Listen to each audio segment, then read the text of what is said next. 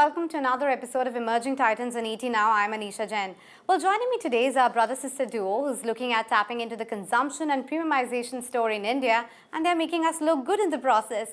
Well, it's Adwaita Nayar as well as Anchit Nayar of Nykaa joining me on the show. Hi guys, thanks so much for making time for us.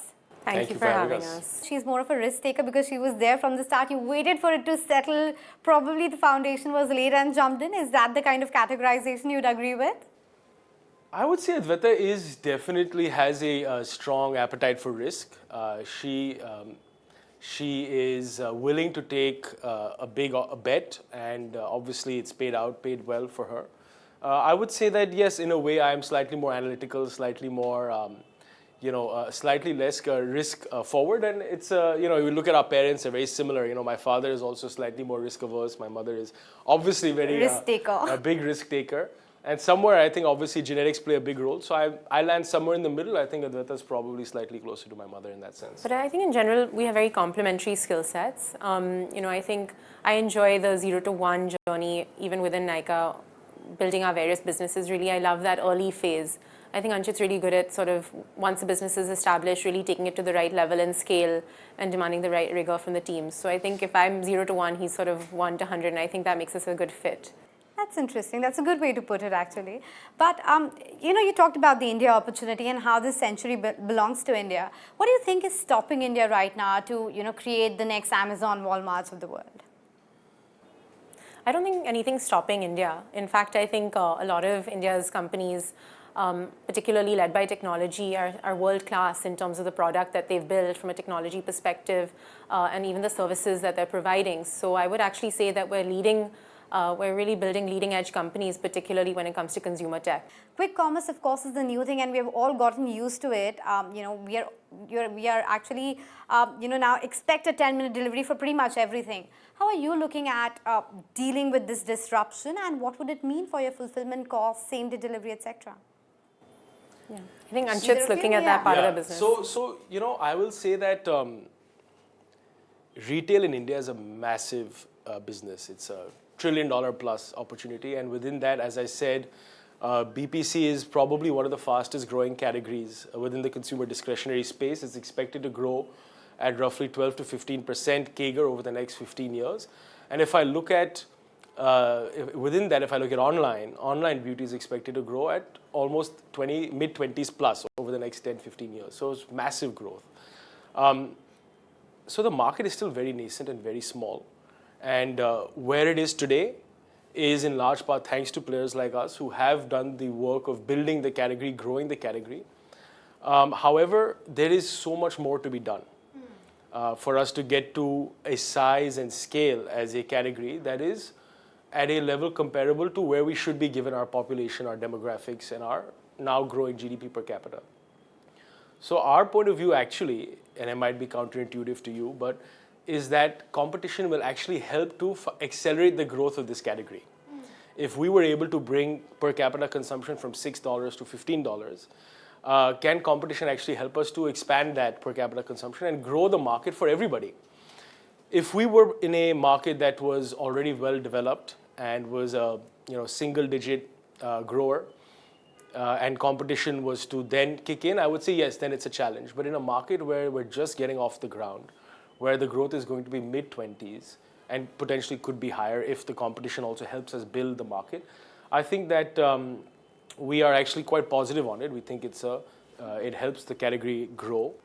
Now, when I talk about quick commerce, to your question, and distribution, yeah, I think quick commerce is it's a real, again, an example of how ahead of other countries India is. Quick commerce was tried in other markets; it didn't really work. And in India, it's doing well. There clearly is a product market fit. And it's nice to watch young founders and young companies really leading the way on that. For us, however, I'd like to say that, I think this is something that a lot of folks don't know, is that we're already very advanced in our own, what we call speed of delivery. Just to give you a sense, 3 years ago, we had only 18 warehouses in India, which is a lot, but it was 18. Today, we're at 44. And we have almost, I think something like almost 15 lakh square feet of warehouse capacity in the country across 44 warehouses, which we've, as I said, almost more than tripled in the past 3 years. And as a result, today, we are delivering all of our orders across anywhere in the country, north, south, east, west, small towns, large cities, within 48 hours. And 60% plus, 65% of all of our orders in the top 110 cities, which is where a lot of the demand comes from, is being delivered either same day or next day. So we're already giving what we feel as best-in-class speed of delivery, same day or next day delivery, which you can assume is like within 24 hours. 65% of all orders within the 110 cities in India are being fulfilled within 24 hours. So I think that's quite already a very strong customer value proposition. Now, please remember, we are doing that across 150,000 SKUs, right? Across thousands of brands.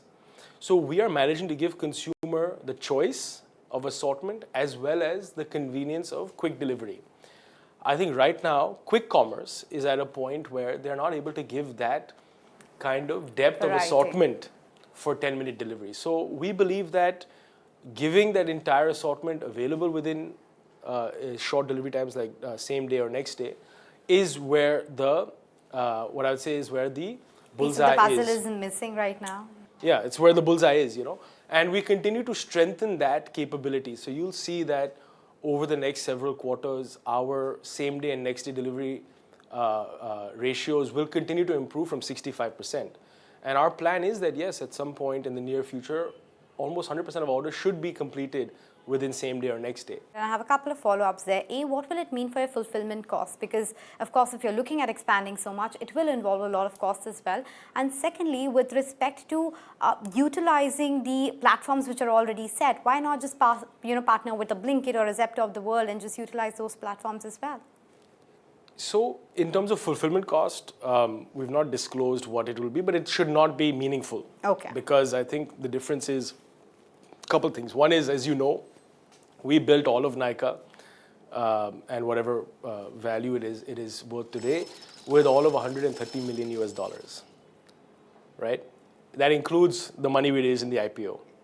Wow, so we are an incredibly, bootstrapped version very bootstrapped, and so we are an incredibly capital efficient company, and we have tremendous respect for what we call as return on capital employed. And you see some of these other players in this space raising billions of dollars, and we are not able to understand why that is required, even to build this capability. So when we do our math, when we run our, we feel that this is not going to be a large investment for us. Now, also it may be because we are just doing this for one particular category, which is we're just doing for beauty, right? Whereas the other players are doing it across multiple categories. So it's not expected to be a very meaningful impact in terms of the investment required. And the other one, using other platforms, are you open to that? We as a company, if we have the expertise, if we know how to run this business, which look, in terms of managing inventory, we've been doing it for over a decade. We know how to manage inventory well. We know how to forecast demand well. We have a lot of data that supports our forecast models. So we feel comfortable with being able to manage inventory, replicate inventory, and deliver to end consumer. Now, of course, for last mile delivery, we will be using third-party vendors like all the third-party logistics providers who are there in the market. But in terms of operating and running our own mini warehouses, I think that is a strength of ours. It's been a strength of ours in the past, and we want to continue to do that ourselves. In your earlier conversations and one of the interviews, you did say that fashion has been given a long leash when it comes to profitability because, of course, it's not broken even yet. Is FY26 a realistic time to do that? And what's the way forward with respect to the margin expansion bit? Yeah, so I think, we definitely have our eye on profitability and breaking even. I won't be giving what time frame we're thinking in that regard, but every sort of quarter we're pushing the needle on profitability. Just between FY23 and 24, there were 600 bips of EBITDA improvement, which we have released in the past as well. So I think just very relentless focus on driving top line, but with sequential constant improvement on bottom line as well. You're talking about international brands coming to India, but you are going international as well with your expansion in GCC territories. Talk to me about what kind of investments and scale up are you expecting there, and are there any more territories that you guys are watching out for expansion? So I think we're excited about the Middle East. As you know, we've entered a joint venture with the apparel group. I think what excites us the most about the Middle East is, just the sheer appetite for beauty in the region. So, the BPC GDP, the BPC spend per capita in the Middle East or in the UAE in particular is 500 USD versus the $15 that we mentioned in India. So it's just an incredibly exciting market from the sheer amount of beauty that is bought. I think another really exciting trend with the Middle East is, how young the population is. So it's a very young population that's very excited about beauty, and we wanted to be there. We've opened one store in Dubai so far, and we have a bunch more in the pipeline, and we're just getting really excited about the whole region. So we're definitely committed to it and moving forward on it. But any number that you can give me in terms of what the store expansion plan is, what the investment that you are talking about, what could be the contribution from this going forward? So we've disclosed in our annual day that the plan is to open about 70 stores in the GCC over the next 5 years. Beyond that, we haven't shared in terms of the investment. But as we said, it's a partnership with the apparel group, and it's 70 stores over the next 5 years. And please keep in mind that GCC has incredibly high per capita spend on beauty, but if you look at the e-commerce infrastructure, it's actually quite underdeveloped. And that was a very large opportunity for us because we realized that anybody who builds a digital business in India has built a business that is best in class and can actually be replicated elsewhere in other markets. So we've built this amazing playbook on how to build an omni-channel retail platform. And can we replicate that in the Middle East where the consumption is high, but the e-commerce leg is missing? So yes, we'll have 70 stores, but we'll also have a very strong online play in the Middle East. And we think the two combined is something that is not being done at scale in that region, and we could be uniquely positioned to benefit from that. Okay, so that's another growth driver. But what about Nykaa Man? That too has taken off quite well.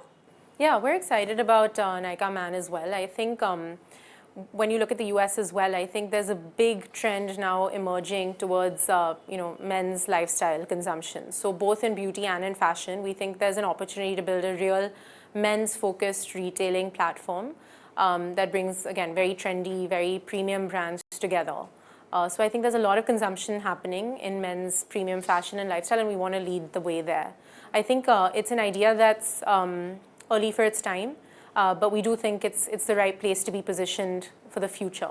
I think, why should women all have all the fun? So even on our beauty platform, we see that men do shop a lot. And it's, I don't know if, do you know the percentage of men's consumption on Nykaa Beauty?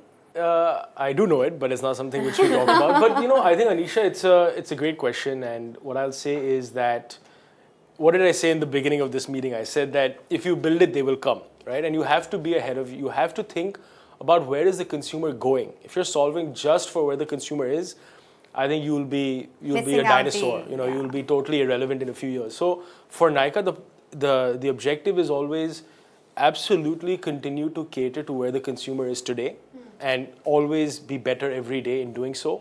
So whether it be opening stores, bringing new brands, improving our speed of delivery, as I spoke about, which is now best in class. Those are all about solving for the category which is beauty for women, where the consumer is today.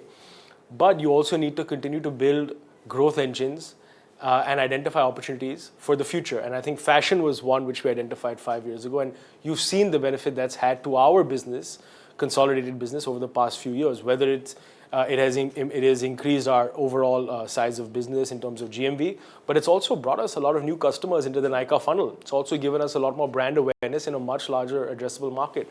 So same thing with the Nykaa Man. We think that we have built the infrastructure to support a big play in men's, what we call as beauty and personal care, as well as fashion, so lifestyle. But right now we are still waiting to see that spark that is going to trigger the massive growth in the men's consumption of these categories. So we are there, we are investing behind it, we are obviously catering to a decent amount of business in that front.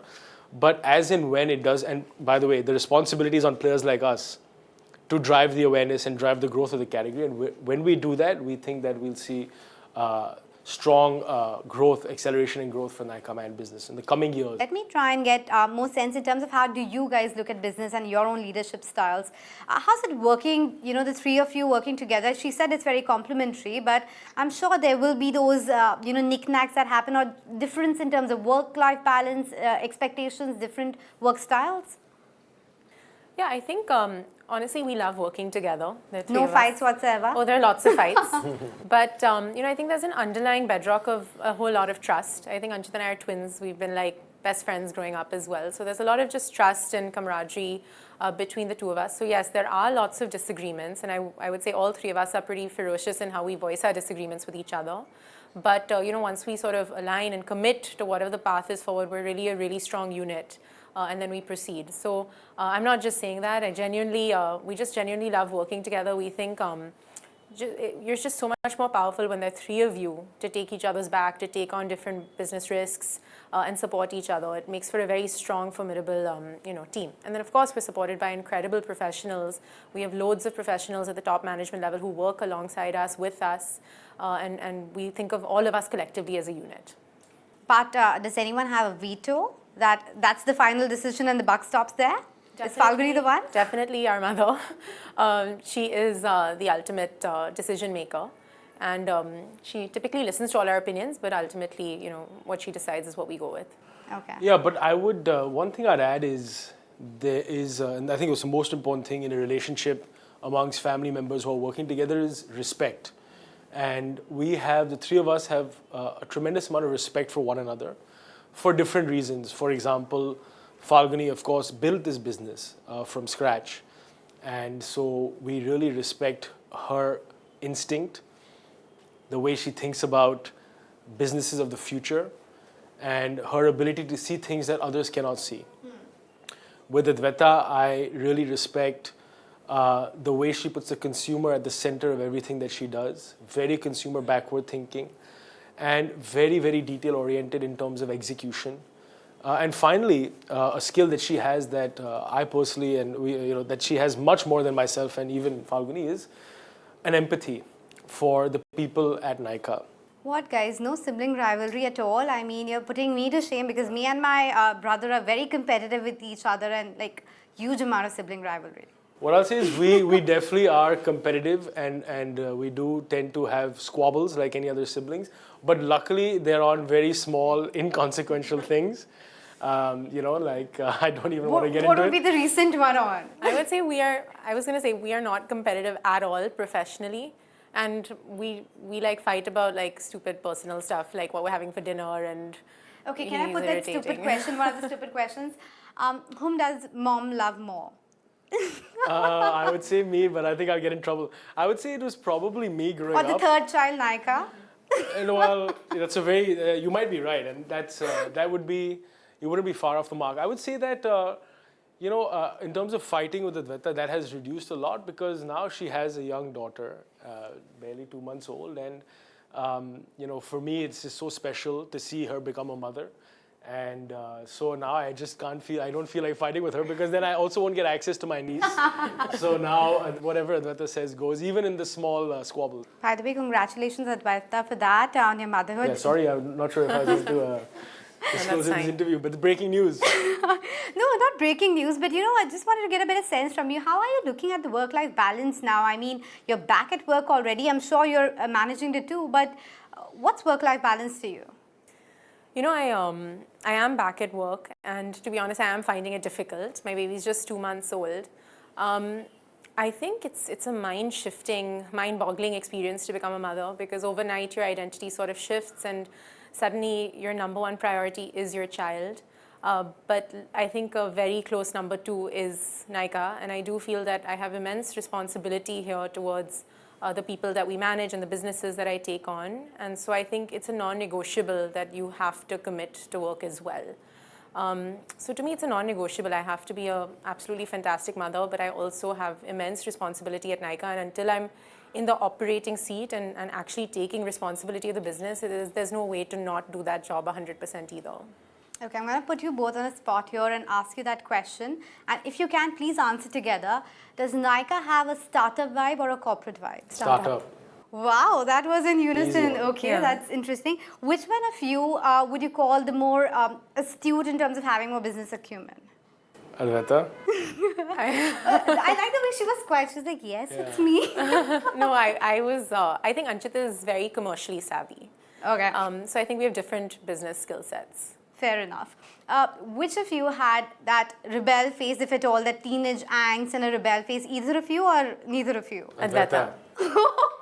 I think hard to believe when you watch this interview, but it's the truth. And it's suddenly how you've become a mother and now you must be Yeah. thinking about it. I hope my child doesn't follow that path, at least that I have to go through that.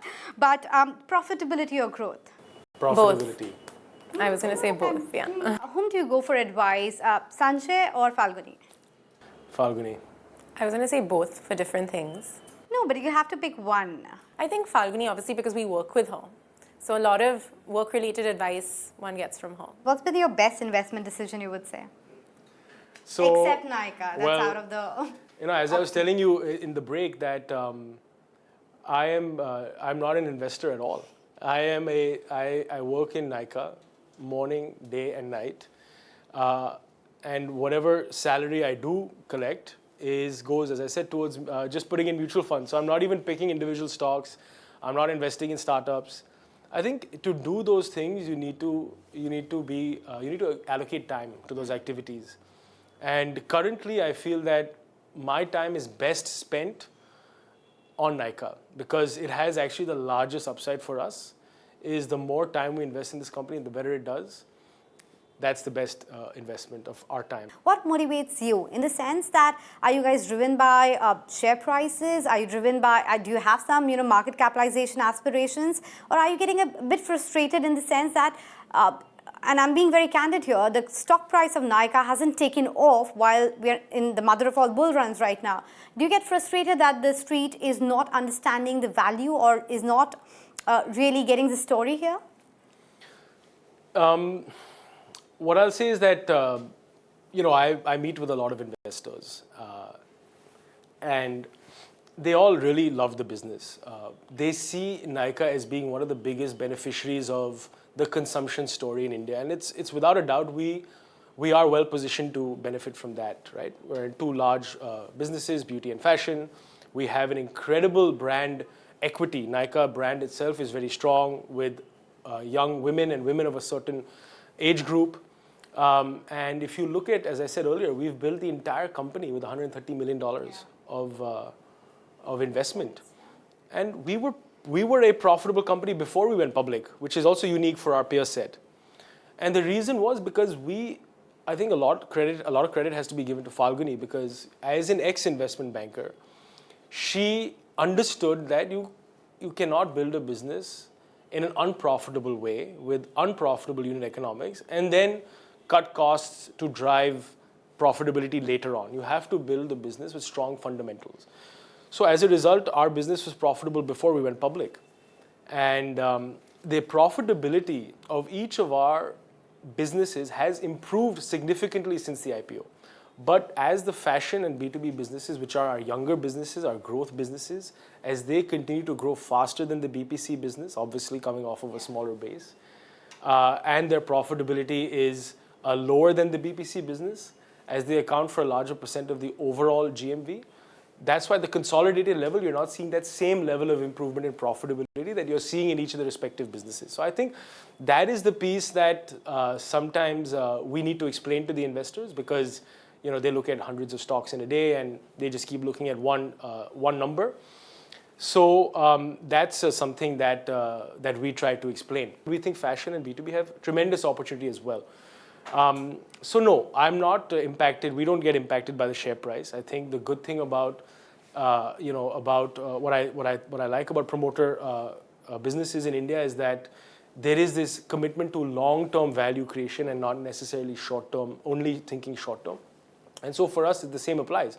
We believe in India, we believe in the consumption story, and we believe that what we've built is a fantastic product that has got a lot of product market fit and is loved by Indian consumers.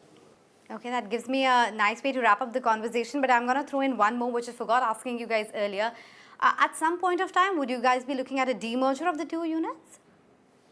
I don't think that's something we can comment on right now. So if and It's when, not a we'll no? let you know. Nothing in life is a no, by the way. So True. nothing in life is a no. So yeah, I think it's something which if and when we consider it, we'll definitely let you know. Okay, on that note, I'll let you guys go. Thanks so much for making Thank time and you. speaking with us. Thank you, very Anisha. much. Thank you for a Thank great you. session.